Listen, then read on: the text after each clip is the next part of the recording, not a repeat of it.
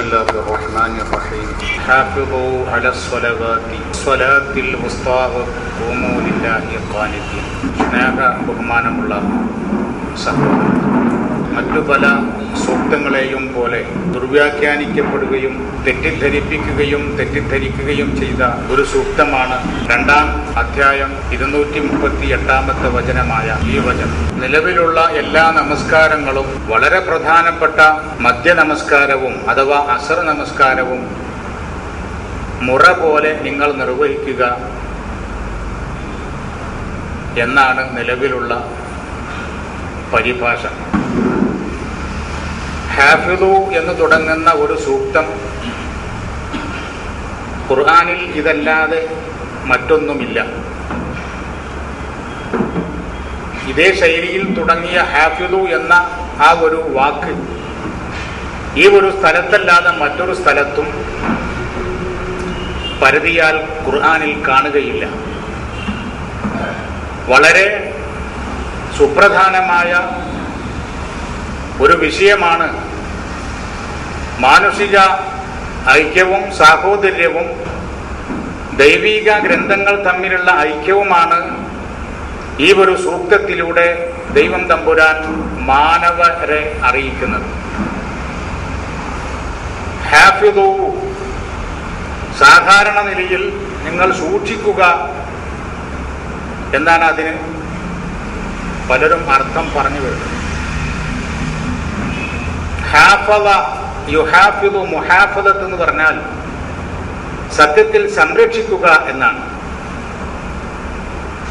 ഹാഫിളു അലസ്സലവാതി,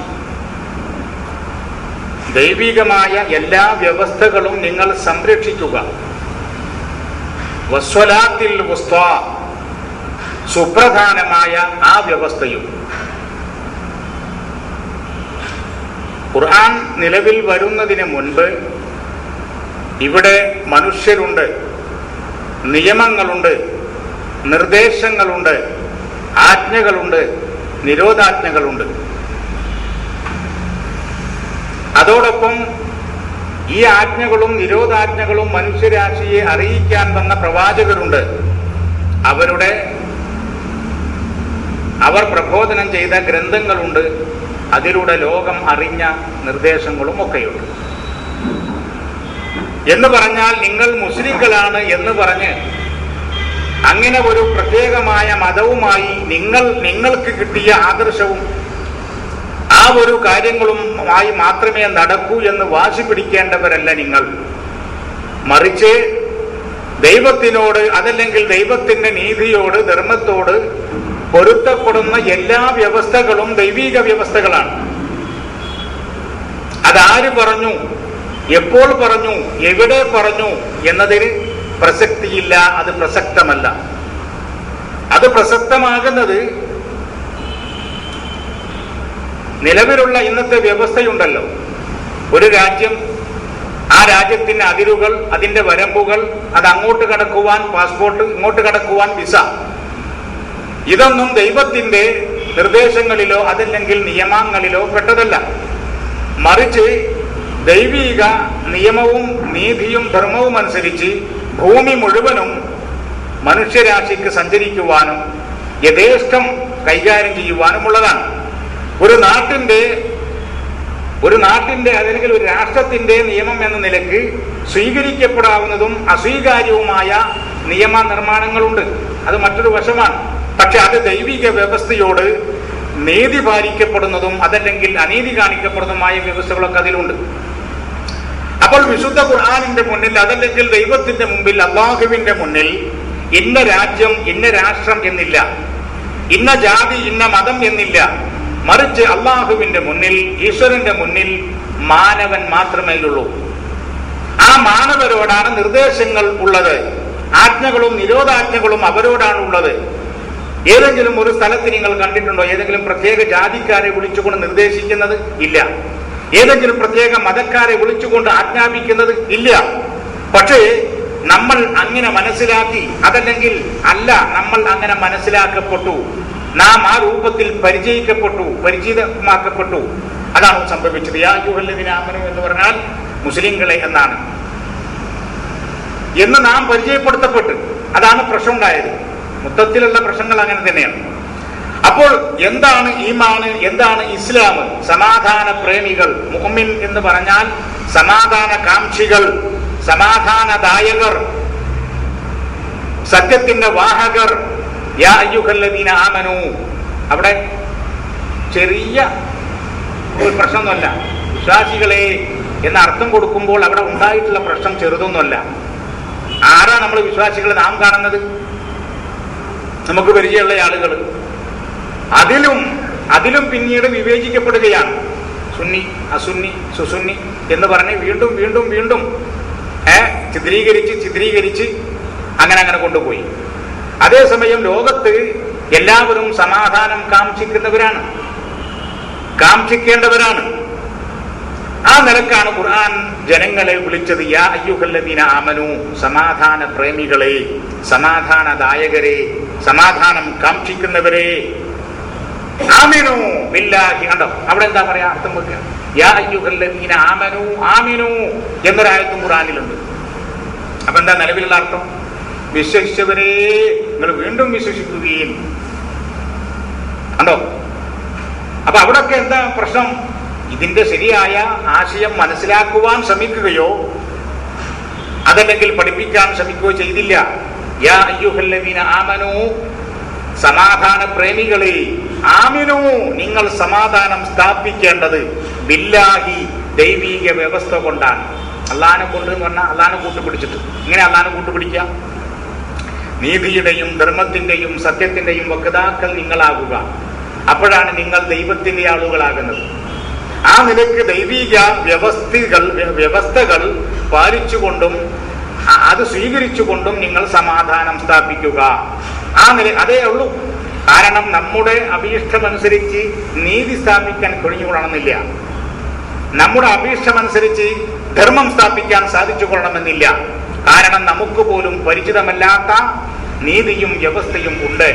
അത് തെറ്റുപറ്റാത്ത ദൈവം തമ്പുരാൻ പറയണം. അതാണ് വേദഗ്രന്ഥങ്ങളിലൂടെ പറഞ്ഞുപോയത്, ഇപ്പോഴും പറഞ്ഞുകൊണ്ടിരിക്കുന്നത്. കണ്ടോ?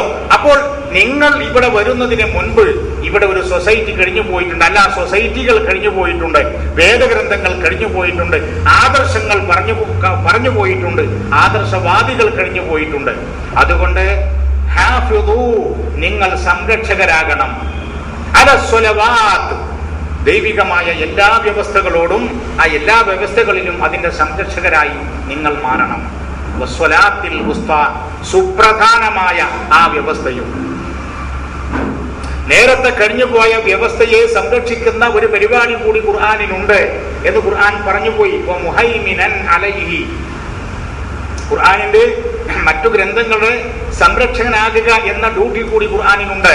മുഹൈമിനൻ അലൈഹി മുസദ്ദിഖൻ ലിമാ ബൈന യദൈഹി.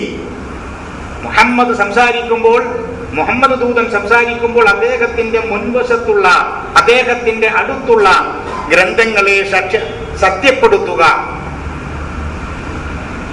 പിന്നീട് കൂട്ടിച്ചേർക്കപ്പെട്ടതിനെ കുറിച്ചല്ല പറയുന്നത്. അങ്ങനെ ഉണ്ടെങ്കിൽ അതിനെക്കുറിച്ചല്ല പറയുന്നത്. ദൈവം തമ്പുരാൻ അവതരിപ്പിച്ച ഗ്രന്ഥമേതോ ആദർശമേതോ അത് ആ പ്രവാചകന്റെ കൈവശം അതല്ലെങ്കിൽ അദ്ദേഹത്തിന്റെ മുൻവശം ഉണ്ടെങ്കിൽ അത് സത്യമാണെന്ന് അംഗീകരിച്ചുകൊണ്ടാണ് മുഹൈമിനൻ അലൈഹി, അതിന്റെ സംരക്ഷകൻ കൂടിയാണ്. ആര്? പ്രവാചകൻ മുഹമ്മദും ദൂതൻ സംസാരിക്കുന്ന ഈ ഗ്രന്ഥവും. ഇത് രണ്ടും അതിന്റെ സംരക്ഷകനാണ്. ഇനി ഇത് നിങ്ങൾ ശ്രദ്ധിക്കുക, സ്വലവാത്ത്.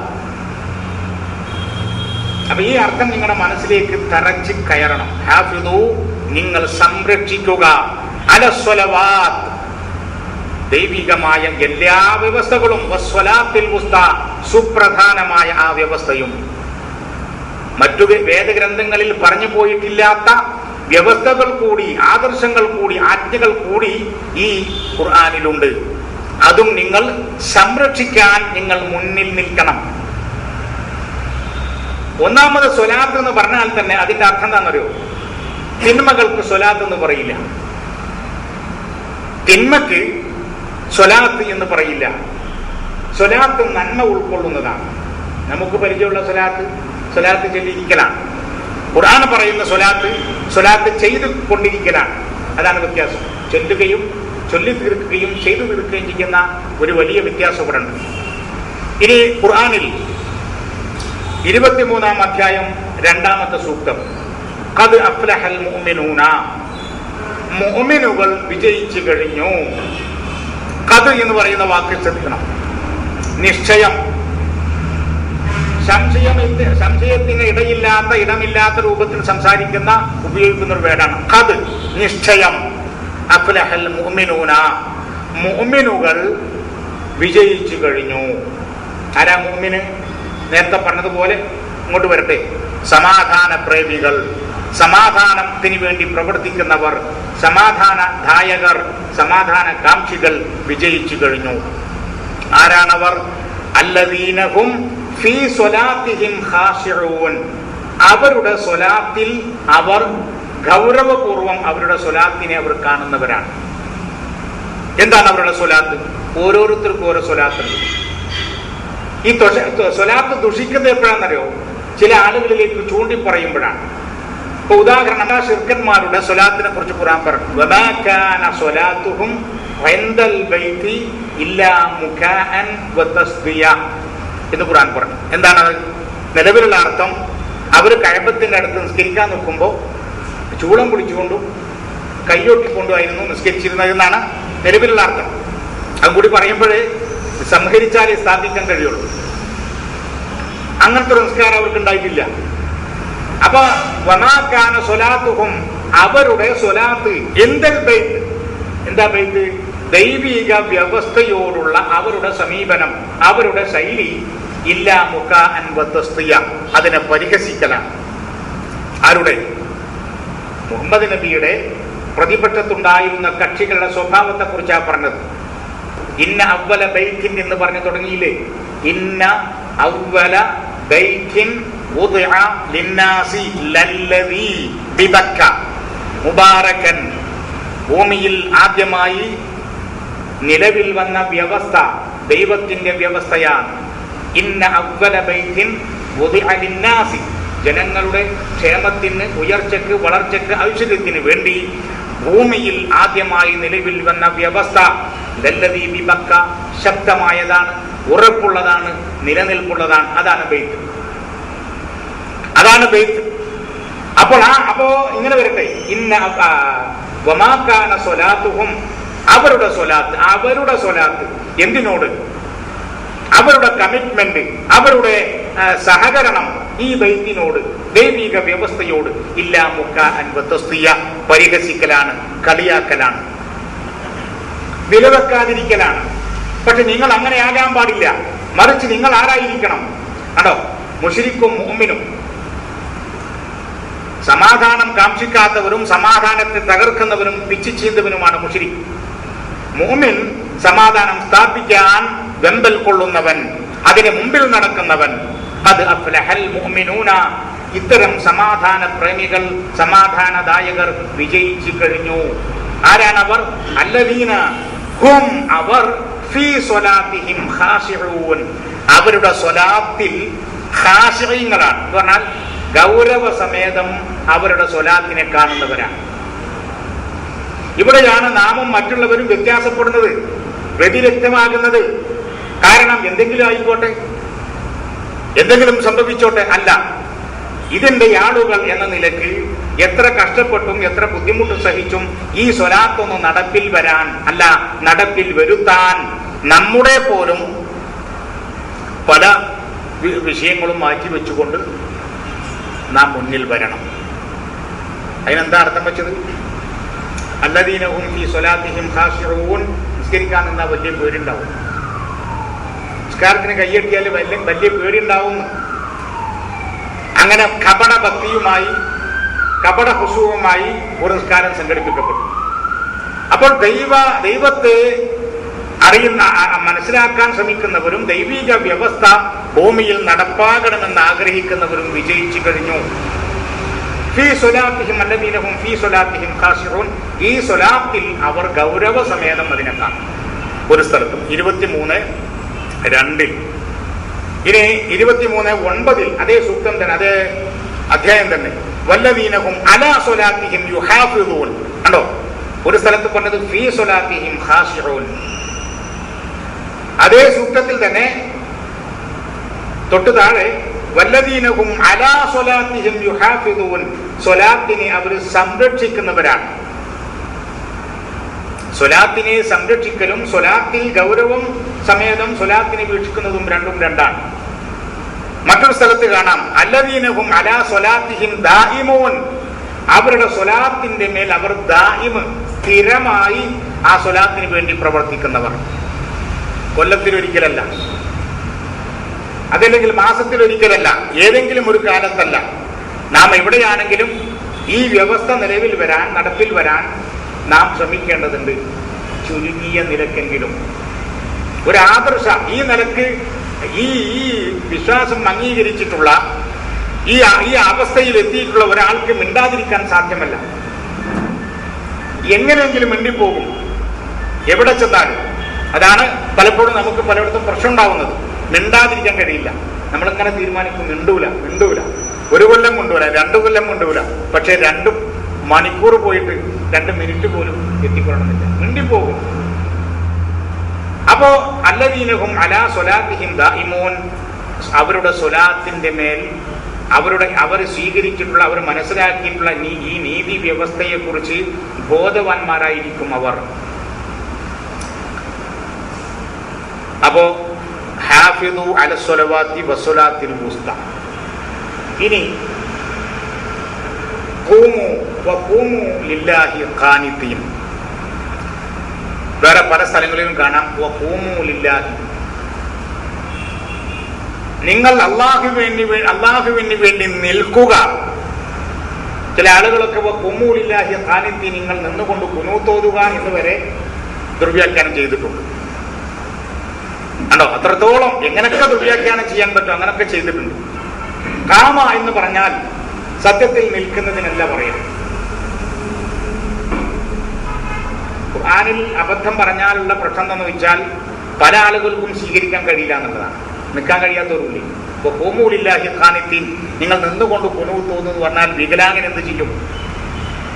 അവന്റെ വളരെ പ്രധാനപ്പെട്ട പല കാര്യങ്ങളും അവൻ കിടന്നും ഇരുന്നോ നിർവഹിക്കുന്നത്. പക്ഷെ ഖുനൂത്ത് തോന്നുമ്പോൾ മാത്രം ഒന്ന് നിൽക്കുക എന്ന് പറഞ്ഞിട്ട് നിൽക്കേണ്ടി വരുമോ? അപ്പൊ ഇതൊക്കെ അപ്രായോഗികമാണ്, അപ്രസക്തമാണ്.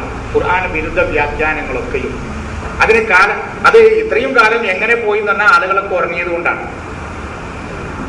ഊരിരുട്ടിൽ കിടന്ന് ഊർക്കം വലിച്ചു കിടന്നുറങ്ങി ജനം. പക്ഷേ ഉറക്കിൽ നിന്ന് ഉണർന്നു ഒരു ഇത്തിരി ചിന്തിക്കാനൊക്കെ തുടങ്ങിയപ്പോഴാണ് അപ്പടി മുഴുക്കെ ഊരുട്ടിലാണ് നിൽക്കുന്നത് മനസ്സിലായത്. ഒന്ന് ആലോചിച്ച് നോക്കൂ. അപ്പൊ എങ്ങനെ അത് ഇതേ എല്ലാത്തിന്റെയും അവസ്ഥ, ഏതൊരു ജനക്കൂട്ടത്തിന്റെയും അവസ്ഥ ഇത് തന്നെയാണ്. ഉറങ്ങാനാണ് ഭാവമെങ്കിൽ നാം ഒരിക്കലും വിജയത്തിലേക്ക് എത്തുകയില്ല, മുന്നോട്ട് പോകുകയില്ല, എന്നും ഉറക്കമായിരിക്കും. ഒരൽപ്പം ഉണരാൻ, ഒരൽപ്പം ചിന്തിക്കാൻ നാം സന്നദ്ധരായാൽ നാം ഉയരങ്ങളിലേക്ക് വരും. ദൈവിക വ്യവസ്ഥ നമുക്ക് മനസ്സിലാവും. ഇതാ കുന്തുമില സുലാത്ത്, ഇത് തന്നെയാണ് കാമ യഖൂമു ഖിയാമൻ വഹുവ ഖായിമുൻ. ഇതാണ് റോട്ട്. ഇതാ കുന്തും ഇല സ്വലാത്തി ഫഗ്സിലൂ വുജൂഹക്കും. ഇതിനാണ് വിഷയം. ഇത് തന്നെയാണ്. എന്താ ഇതിന്റെ അർത്ഥം? നിലവിലുള്ള അർത്ഥം ഇതാ കുന്തും ഇല സ്വലാത്തി, നിങ്ങൾ നമസ്കരിക്കാൻ നിന്നാൽ. കണ്ടോ, നല്ല ശ്രദ്ധിക്കണം. നിങ്ങൾ നമസ്കരിക്കാൻ നിന്നാൽ ഫഗ്സിലൂ വുജൂഹക്കും വൈദിയക്കും, കയ്യും കാലും മുഖം കഴുകിക്കൊള്ളുക. അതന്നെ ഒരു തമാശ അവിടെ ഉണ്ട്. ഞാൻ കൂടുതൽ പറയണമെന്ന് മനസ്സിലാവും. നമസ്കരിക്കാൻ നിന്നാലല്ലാതെ ഒന്നും ചെയ്യരുത്. നമസ്കരിക്കാൻ മുമ്പേ ആദ്യം നമസ്കരിക്കാൻ പോയിട്ട് നിന്ന് എന്നിട്ട് പോയിട്ട് പിന്നെ ഒന്ന് പോയിട്ട് കയ്യും കാലും കഴുകലാണോ? അല്ല. അപ്പൊ എന്താ കാര്യം? അവർക്ക് തന്നെ മനസ്സിലായിട്ട് അതല്ല. അപ്പൊ കാമ എന്ന് പറഞ്ഞാൽ നിൽക്കുക എന്നല്ല, പിന്നെന്താണ്? നിലകൊള്ളുക എന്നാണ്. ചെറിയ ഒരു വ്യത്യാസം ഉണ്ടാവുള്ളൂ, പക്ഷെ വലിയ അർത്ഥവ്യത്യാസമാണ്. നമ്മളങ്ങനെ പറഞ്ഞു വരുമ്പോഴേ നിൽക്കുക എന്ന് പറയുന്നത് നിലകൊള്ളുക എന്ന് പറയുന്നത് രണ്ടും ആനയും അമ്പടിയും തമ്മിലുള്ള അകലവും അന്തരവും ഉണ്ട്. നിൽക്കുക എന്ന് പറഞ്ഞാൽ ഇരിക്കുന്നിടത്ത് നിൽക്കുക.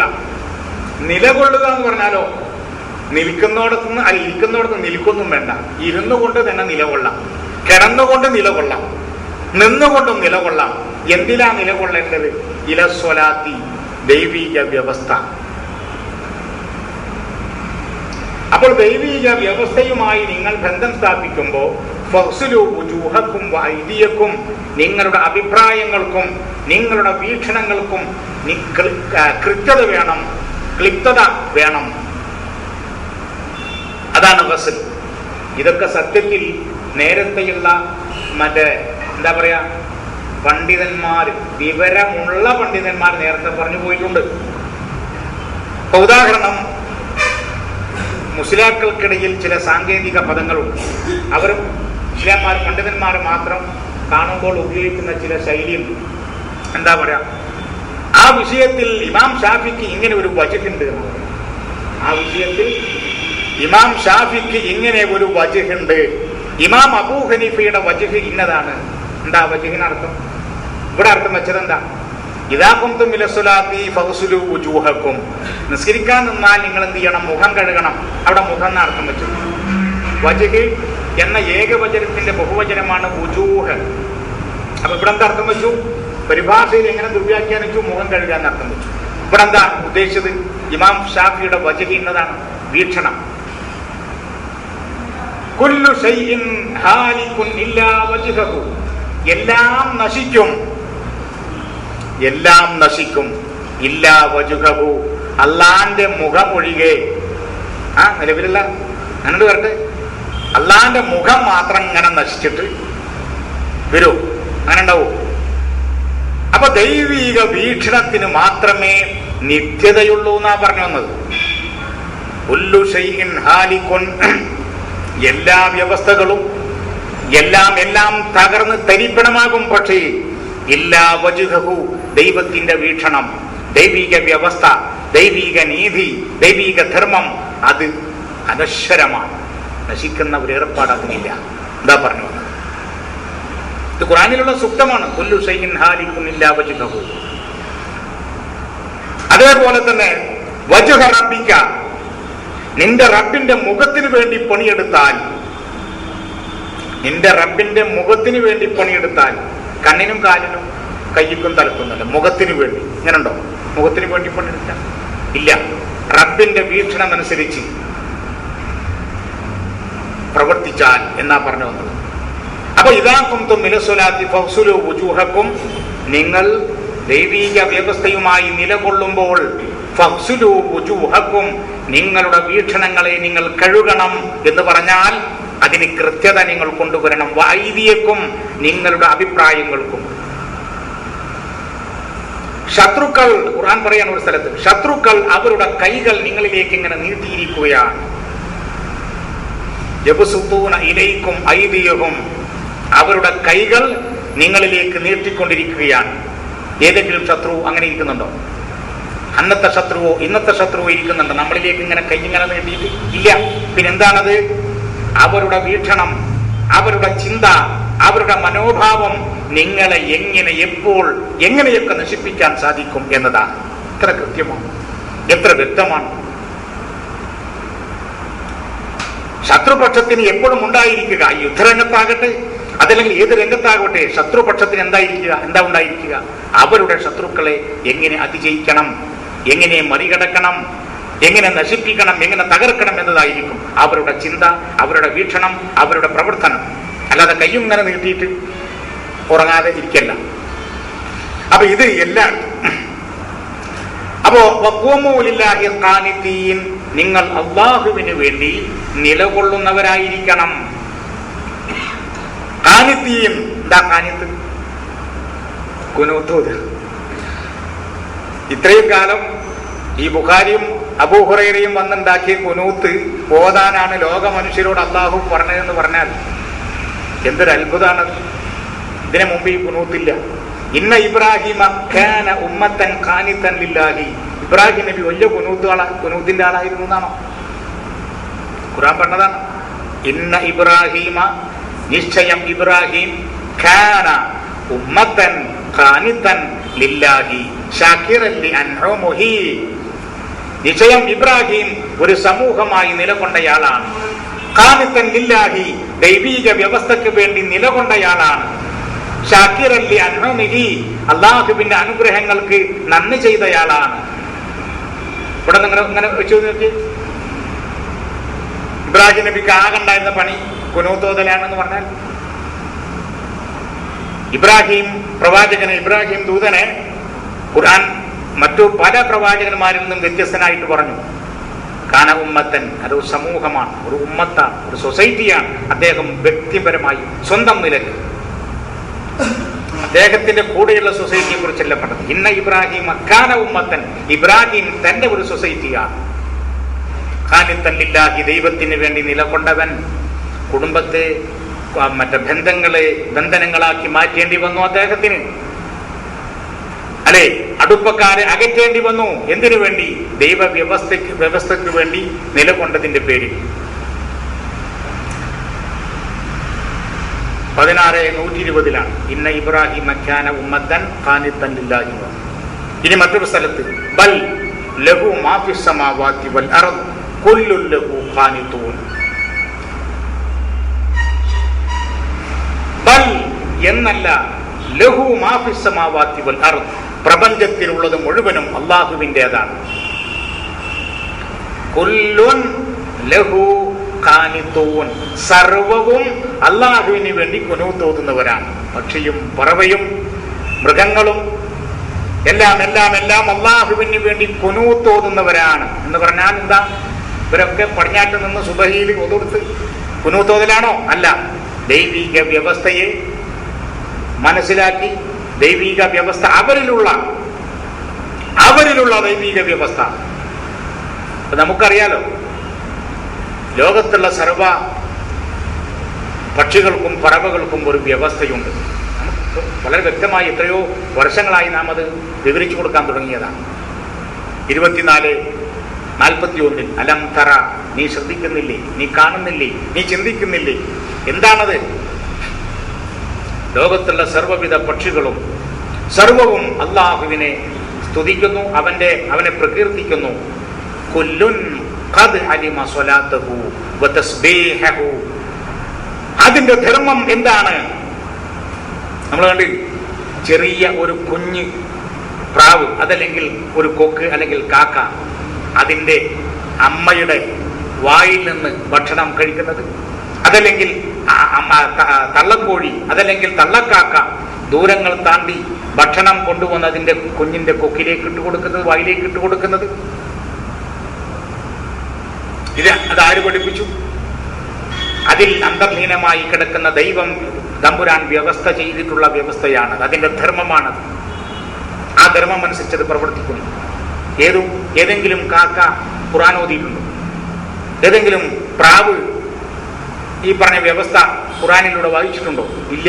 പക്ഷേ ദൈവം തമ്പുരാൻ സകല വസ്തുക്കളിലും നിക്ഷേപിച്ചിട്ടുള്ള വ്യവസ്ഥയാണ്. അതായി പറയുന്നത് കുല്ലുൻ ഖദ് അലിമ സ്വലാത്തഹു വ തസ്ബീഹഹു.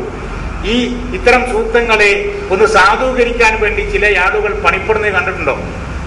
ഫേസ്ബുക്കിലൊക്കെ കാണാം. കാക്ക മറ്റേ ഏതെങ്കിലും ഒരു കൊമ്പത്തിരുന്നിട്ട് കാ കാ കാ എന്ന് പറയുമ്പോൾ അത് അല്ലാ അല്ലാ അല്ലാ എന്ന് പറയാണെന്ന് പറഞ്ഞിട്ട് ഒരു അള്ളാഹുവിന്റെ മഹത്വം പറയാൻ ഒരു കാക്കന്റെ ചുണ്ടിന്ന് വരണോ? ഈ ലോകം മുഴുവനും അള്ളാഹുവിന്റെ മഹത്തല്ലേ വിളിച്ചോതുന്നത്? ഒരു 2-3 വർഷം മുൻപ് എല്ലാ ആളുകളും ഉണ്ട് രാത്രി ഒരു 8:30-9 മണിക്ക് എല്ലാവരും ആകാശത്തേക്കും, എല്ലാവരും. എന്നിട്ട് ഫോണോട് ഫോണ് എല്ലായിടത്തേക്കും വിളി. നോക്കിയാ എന്ത്? ആകാശത്ത് നോക്കിയില്ലേ? എന്ത്? ചന്ദ്രനിൽ കണ്ടില്ലേ എന്താണ് അള്ളാന്ന് എഴുതിയിട്ടുണ്ട്? കണ്ടില്ലേ? ഇപ്പൊ ഒരു 2-3 വർഷം മുൻപ് ബഹളത്തോട് ബഹളം, എല്ലാവരും ഫോണോട് ഫോൺ. അപ്പൊ ഈ ചന്ദ്രനിലൊന്ന് എഴുതണം അല്ലാന്ന്, എന്നാലേ അല്ലാകുള്ളൂ. ഈ ലോകം മുഴുവനും ഇവിടെ കിടക്കുകയാണ്. അപ്പൊ റൂട്ട് മാറി വ്യതിചരിച്ച് പോകുമ്പോഴൊക്കെ അങ്ങനെ പലതും സംഭവിക്കും. അപ്പൊ പ്രിയപ്പെട്ട സുഹൃത്തുക്കളെ, ഇബ്രാഹിം നബി ആരായിരുന്നു? ഖാനിത്തായിരുന്നു. അപ്പൊ ഓരോ വാക്കുകളും ശ്രദ്ധിക്കുക. ഹാഫിദു, നിങ്ങൾ സംരക്ഷകരാകണം. അലസ്വലവാത്ത്, എല്ലാ ദൈവിക വ്യവസ്ഥകളുടെയും സംരക്ഷകരായി നിങ്ങൾ മാറണം. അപ്പൊ ബൈബിളിൽ ഒരു സത്യമുണ്ട്, അതല്ലെങ്കിൽ ഗീതയിൽ ഒരു സത്യമുണ്ട്, അല്ലെ? ആ സത്യത്തെ നമുക്ക് നിരാകരിക്കാൻ സാധിക്കുമോ? ഇല്ല. എന്താ കാരണം? നമ്മൾ ദൈവത്തിന്റെ ആളുകളാണ്. നമ്മൾ ഗീതയുടെ ആളുകളല്ല. നമ്മൾ ഏതെങ്കിലും ഒരു മതത്തിന്റെ ആളുകളല്ല. നാം ഏതെങ്കിലും ഒരു ജാതിയുടെ ആളുകളല്ല. മനുഷ്യരാണ് നാം. മാനവ സമൂഹത്തിന് ധർമ്മം ഏതൊക്കെയുണ്ടോ അത് മുഴുവനും ഒരേപോലെ സ്വീകരിക്കാൻ സന്നദ്ധരാകേണ്ടവരാണ് നാം. അങ്ങനത്തെ നമുക്കുള്ള പേരാണ് മുഅ്മിൻ എന്ന്, അങ്ങനത്തെ നമുക്കുള്ള പേരാണ് മുസ്ലിം എന്ന്. അത് ജാതിപ്പേരോ മതപ്പേരോ അല്ല, മറിച്ച് മനുഷ്യനെ സമാധാന പ്രേമികളായി ആരൊക്കെയുണ്ടോ അവൻ മുസ്ലിമാണ്. സമാധാനം കാക്ഷിക്കുന്നവൻ ആരൊക്കെയുണ്ടോ അവൻ മുഅ്മിനാണ്. വഖൂമു ലില്ലാഹി ഖാനിതീൻ, ദൈവത്തിന് വേണ്ടി നിലകൊള്ളുന്നവരാകണം നിങ്ങൾ. ഉണ്ടോ? എല്ലാം പോയി.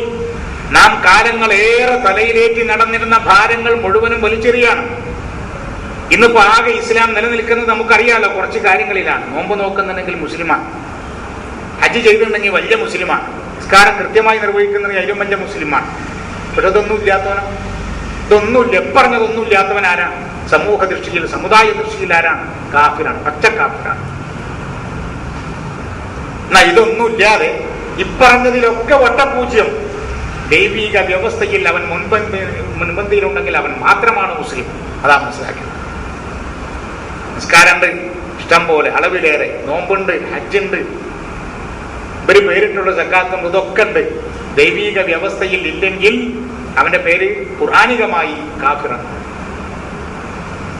ഉലൈക ഹുമുൽ മുഅ്മിനൂന ഹഖ്ഖാ, ഇത്തരം വ്യവസ്ഥകളെ സ്വീകരിക്കുന്നവരെ കുറിച്ച് ഖുർആൻ പറഞ്ഞതെന്നറിയോ? അവരാണ് യഥാർത്ഥ മുഅ്മിൻ എന്നാണ്. ആ ലിസ്റ്റിൽ ആര് പെട്ടില്ല? ഇപ്പറഞ്ഞവരൊന്നും പെട്ടില്ല. ഉലൈക ഹും, അവർ തന്നെയാണ് അൽ മുഅ്മിനൂന ഹഖ്ഖൻ, സത്യത്തിൽ മുഅ്മിനുകൾ എന്ന് എണ്ണി പറഞ്ഞ കൂട്ടത്തിൽ ആര് പെട്ടില്ല? നിസ്കാരക്കാരും പെട്ടില്ല, നോമ്പുകാരും പെട്ടില്ല, ഹജ്ജുകാരും പെട്ടില്ല, ഈ പറഞ്ഞ ഒരു നാടകത്തിന്റെയും ആളുകൾ പെട്ടില്ല. പിന്നെ ആരാ പെട്ടത്? ദൈവിക വ്യവസ്ഥകൾ മനസ്സിലാക്കുകയും ആ അധർമ്മങ്ങൾ നടപ്പിൽ വരുത്താൻ പ്രയത്നിക്കുകയും ചെയ്യുന്നവർ ആരൊക്കെയുണ്ടോ അവരാണ്. ഇവര് അർത്ഥം വെച്ചത് എങ്ങനെയാന്ന് പറയും? അവിടെ വല്ലദീന യഅ്മുറൂന മസാജിദല്ലാഹി, അല്ലാഹുവിന്റെ പള്ളികൾ സംരക്ഷിക്കുന്ന ആളുകൾ അഥവാ ഭാരവാഹികൾ. ആരാണത്? കമ്മിറ്റി. ഭാരം വഹിക്കുന്നവനാണല്ലോ ഭാരവാഹി, സെക്രട്ടറി, പ്രസിഡന്റ്. അവരൊക്കെ ആരാണ്? വലിയ പുണ്യവാളന്മാരാണ്. അവരാണ് സത്യത്തിൽ മുഅ്മിനീങ്ങൾ. ഇവിടെ അങ്ങോട്ട് എടുത്തു നോക്കി നിങ്ങൾ. കാസർഗോഡ് മുതൽ പാറശാല വരെ എടുത്തു നോക്കി, എത്ര പള്ളി ഉണ്ടാവും? ആ പള്ളിയിലൊക്കെ കൂടുതലും ഭാരം വഹിക്കുന്നവർ ആരായിരിക്കുന്നവരോ? 1-ാം നമ്പർ നിരീശ്വരവാദികളായിരിക്കും. അപ്പൊ അങ്ങനെയാണോ പഠിച്ചോൻ പറയുന്നത്? ഇതിനെന്താ ബുദ്ധിമുട്ട്? 10 ലക്ഷത്തിന്റെ അല്ലെങ്കിൽ 20 ലക്ഷത്തിന്റെ 1 കോടിയുടെ ഒരു പള്ളി ഉണ്ടാക്കിയിട്ട് ഈ പള്ളി തലയിൽ ഏറ്റിട്ട് ആരെങ്കിലും നിൽക്കുന്നുണ്ടോ? പ്രസിഡന്റോ സെക്രട്ടറിയോ ഖജാൻജിയോ? ഇല്ല. പിന്നെന്താണ്? വരുമാനം എങ്ങനെ വരുന്നു? കുന്നുകൂടുന്ന വരുമാനം.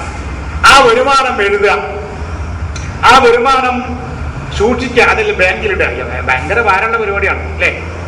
ഭയങ്കര ഭാരമുള്ള പരിപാടിയാണ്. അപ്പൊ ഇങ്ങനത്തെ സെക്രട്ടറിയും പ്രസിഡന്റും ഖജാൻജിയും ഉണ്ടോ?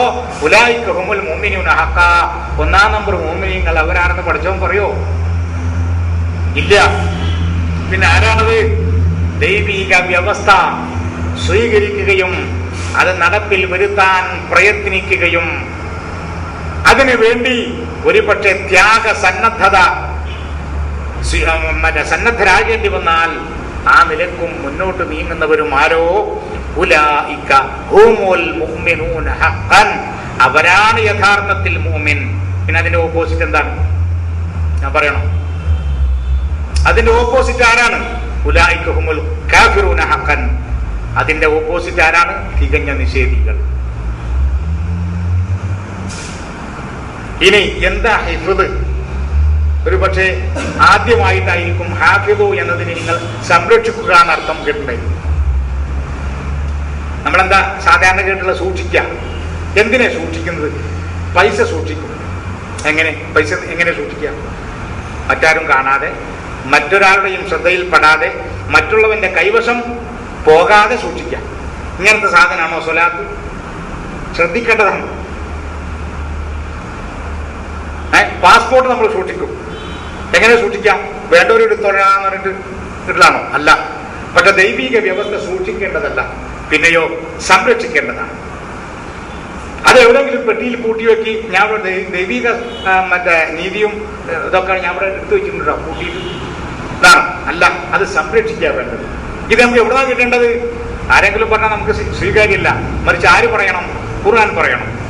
തത്തുല്യമായ വിഷയങ്ങൾ ഖുർആൻ എവിടൊക്കെ ഉപയോഗിച്ചിട്ടുണ്ട് ഖുർആൻ പറയണം. അർസിൽഹു മഅനാ ഗദൻ. ഈ സൂറത്ത് യൂസുഫിൽ യാക്കൂബ് പ്രവാചകൻ, ദൂതൻ, അദ്ദേഹത്തോട് അദ്ദേഹത്തിന്റെ മക്കൾ ആവശ്യപ്പെടുന്നുണ്ട്, അർസിൽഹു മഅനാ ഗദൻ, ഞങ്ങൾ അദ്ദേഹത്തിന്റെ മക്കളിൽ ഒരാളെ ഞങ്ങളുടെ കൂടെ നാളെ വിടണം. അവനൊന്ന് ആസ്വദിക്കട്ടെ, ഈ കൂട്ടിലാണെങ്കിൽ ഇങ്ങനെ എപ്പോഴും കിടക്കാതെ ഞങ്ങളുടെ കൂടെ പുറത്തേക്കൊന്ന് വന്നിട്ട് അവനൊന്ന് ആസ്വദിക്കട്ടെ.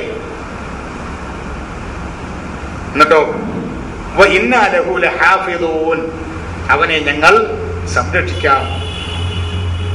നോക്കണം, ഇന്നാ ലഹു ലഹാഫിദൂൻ, അവനെ ഞങ്ങൾ സംരക്ഷിക്കാം. ഹാഫദ, സംരക്ഷിക്കുക. ഹാഫിദു, സംരക്ഷിക്കുകയും. ഇനി മറ്റൊന്ന്, ഇന്നാ നഹ്നു നസ്സൽന ദിക്റ, നാം ഖുർആനിനെ ഇറക്കിയിട്ടുണ്ട്. വ ഇന്നാ ലഹു ലഹാഫിദൂൻ, ഞാൻ തന്നെ അതിനെ സൂക്ഷിക്കും പെട്ടിയിൽ വെച്ചിട്ട്. ഇങ്ങനെയാണോ? കുറ്റമറ്റ ഒരു വ്യവസ്ഥ നാം തയ്യാറ് ചെയ്തിതാ നിങ്ങളുടെ മുന്നിലേക്ക് അവതരിപ്പിച്ചിരിക്കുന്നു. അത് ആര് കൈകടത്തിയാലും ലോക ജനങ്ങൾക്ക് മനസ്സിലാകാൻ പാകത്തിൽ നാം അതിനെ സംരക്ഷിക്കുന്ന പറഞ്ഞത്, സൂക്ഷിക്കും എന്നല്ല. ഹാഫിദ്, ഹാഫദ, മുഹാഫദത്ത്. ഫല്ലാഹു ഖൈറുൻ ഹാഫിദൻ. യാക്കൂബ് പ്രവാചകൻ, അദ്ദേഹത്തിന്റെ സന്തതിയെ കാണാൻ ചരിത്രമൊക്കെ ഒരുപാട് പറയാനുണ്ട്. അതിൻ്റെ അത്ര സമയത്ത് പറഞ്ഞു, ഫല്ലാഹു ഖൈറുൻ ഹാഫിദൻ, നിങ്ങൾ ഈ പറയുന്നതൊന്നും ഞാൻ ചെവിക്കൊള്ളില്ല, മറിച്ച് അല്ലാഹുവാണ് ഏറ്റവും മികച്ച സംരക്ഷകൻ. ഏറ്റവും മികച്ച സംരക്ഷകൻ അവനാണ്. ഞാൻ അവനിലേക്കാണ് എൻ്റെ ഈ കാര്യവും ആവശ്യവും ബോധിപ്പിക്കുന്നത് എന്ന് പറഞ്ഞു. അപ്പോൾ ഹിഫ്ദ് എന്ന് പറഞ്ഞാൽ സംരക്ഷണം. അപ്പോൾ ഹാഫിദു എന്ന് പറഞ്ഞാൽ സംരക്ഷിക്കുക. ദൈവിക വ്യവസ്ഥ മുന്നോട്ട് വരാൻ, നടപ്പിൽ വരാൻ നിങ്ങളെ കൊണ്ടാകുന്ന തരത്തിൽ നിങ്ങൾ ആ ഡ്യൂട്ടി ഏറ്റെടുക്കുക. അതിൻ്റെ സംരക്ഷകരായി നിങ്ങൾ മാറുക, അതിൻ്റെ കാവൽ ഭടന്മാരാകുക എന്ന്. ആരെക്കൊണ്ടും നശിപ്പിക്കാൻ അതിനനുവദിക്കരുത്. പ്രകൃതിയെ സംരക്ഷിക്കുന്നത് പോലും ദൈവിക നീതിയെ സംരക്ഷിക്കുന്നതിൻ്റെ ഭാഗമാണ്.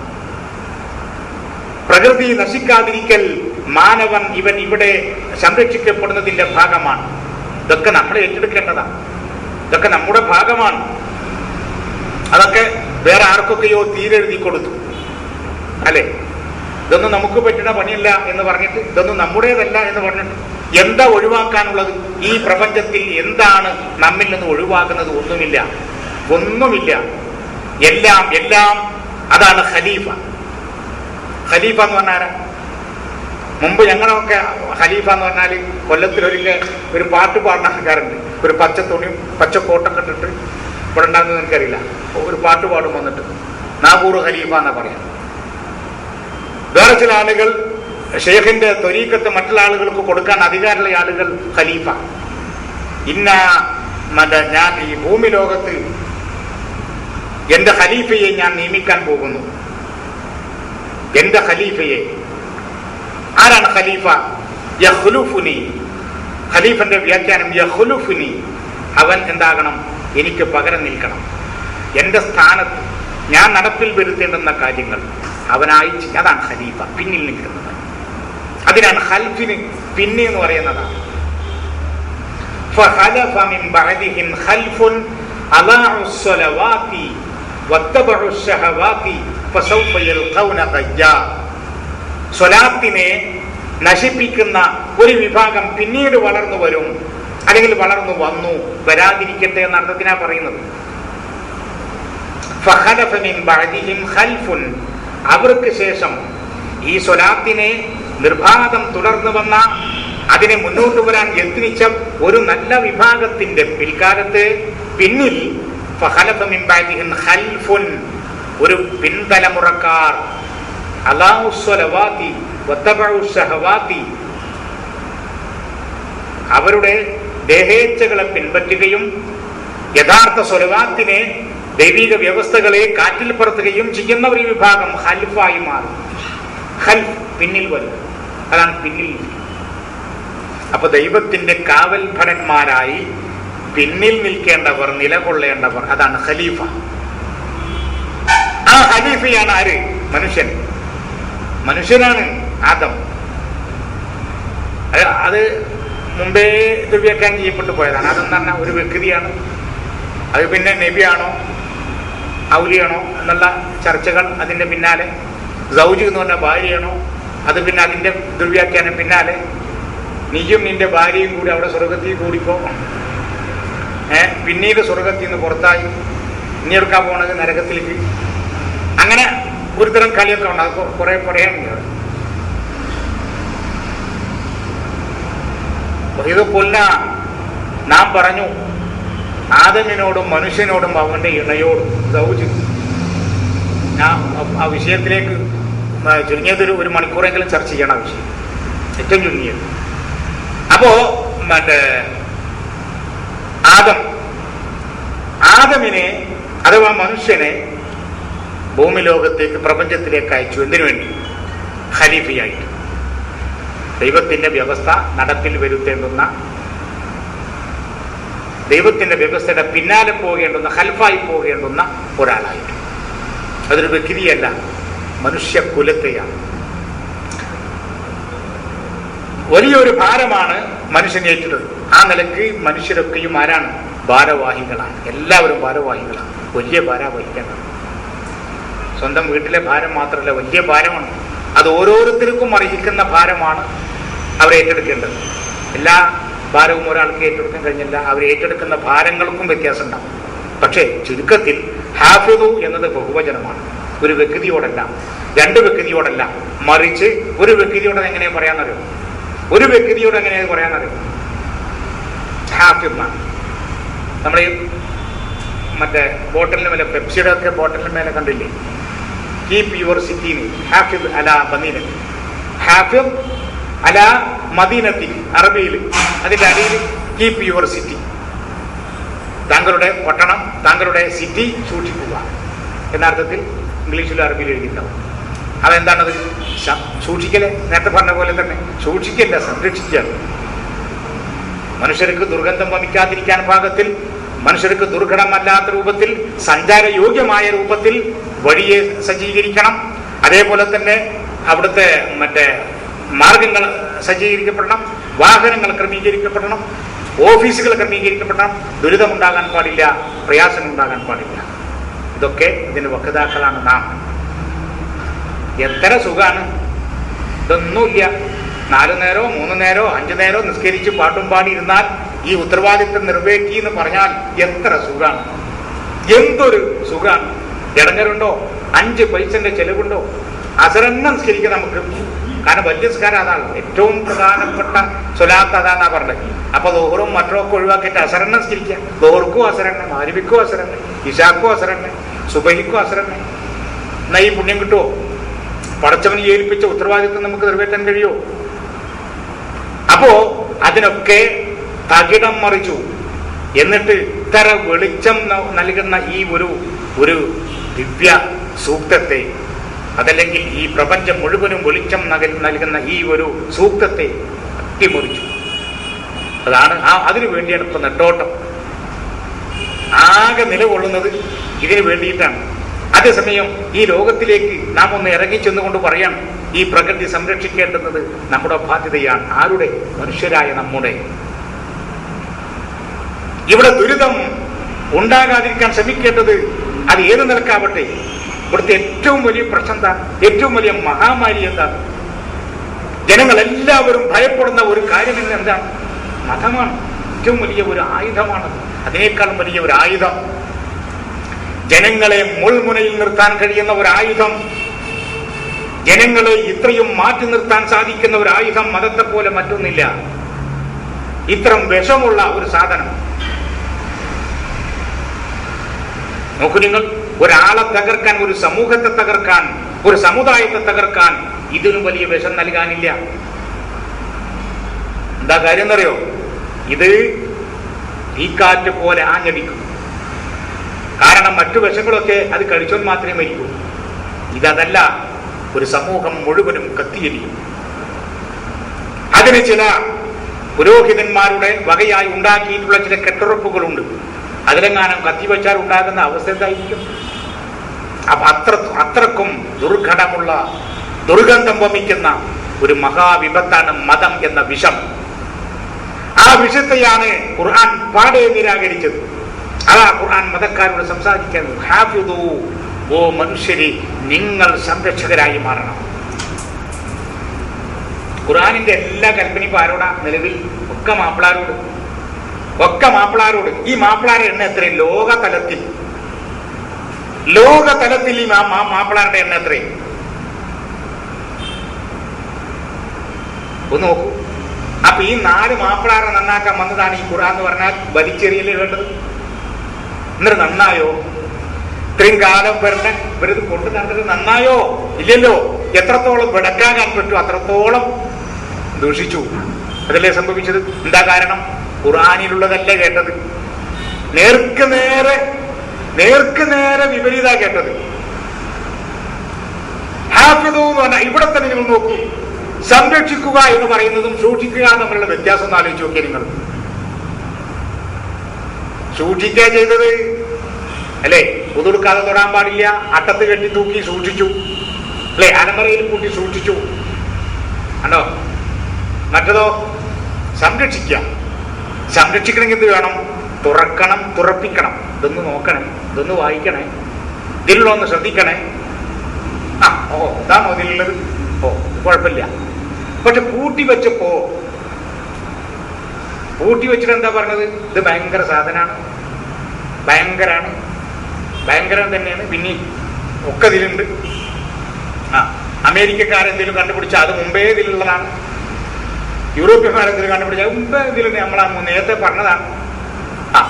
പിന്നെ സൂര്യൻ ചലിക്കുന്നുണ്ട്, അത് ഇതിന് നേരത്തെ ഉണ്ട്. ചലിക്കണില്ല, അത് അങ്ങനെ അപ്പുറവും ഉണ്ട്. അതുമുണ്ട്. ഒക്കെ നുണ പറയേണ്ടെന്നൊരവസ്ഥ പിന്നീട് ഉണ്ടാക്കിയെടുക്കുകയാണ്. എന്താ കാര്യം എന്നറിയോ? സൂക്ഷിച്ചു. എന്താ സംഭവിച്ചു? സൂക്ഷിച്ചു, കെട്ടിപ്പൂട്ടി സൂക്ഷിച്ചു, സംരക്ഷിച്ചില്ല. അപ്പൊ നേരെ ഓപ്പോസിറ്റ് ആണ് സ്വീകരിച്ചത്. ഇതിന്റെ അനന്തരഫലം ചില്ലറൊന്നുമല്ല. ഒരു സമുദായം കരിനീഴിൽ നിർത്തപ്പെടുന്നതിന്റെ അവസ്ഥ, സംശയത്തിന്റെ നീഴിൽ നിർത്തപ്പെടുന്നതിന്റെ അവസ്ഥ വെറുതൊന്നുമല്ല. യഥാർത്ഥ ഖുർആൻ ഉൾക്കൊള്ളാൻ സാധിച്ചില്ല, അത് തുറന്നു നോക്കിയില്ല, അത് പഠിപ്പിച്ചില്ല. അതാണ് മേലിലെങ്കിലും അതിന് മാറ്റമുണ്ടാകണമെങ്കിൽ നമ്മെക്കൊണ്ടാവുന്ന തരത്തിൽ നാം പ്രവർത്തിക്കുക. അതിനുവേണ്ടി നാം ഏവരും ഗാഥയിലേക്ക് ഇറങ്ങണമെന്ന് ഓർമ്മപ്പെടുത്തിക്കൊണ്ട് തൽക്കാലം നിർത്തുന്നു. എല്ലാവർക്കും നന്ദി. അൽഹംദുലില്ലാഹി റബ്ബിൽ ആലമീൻ.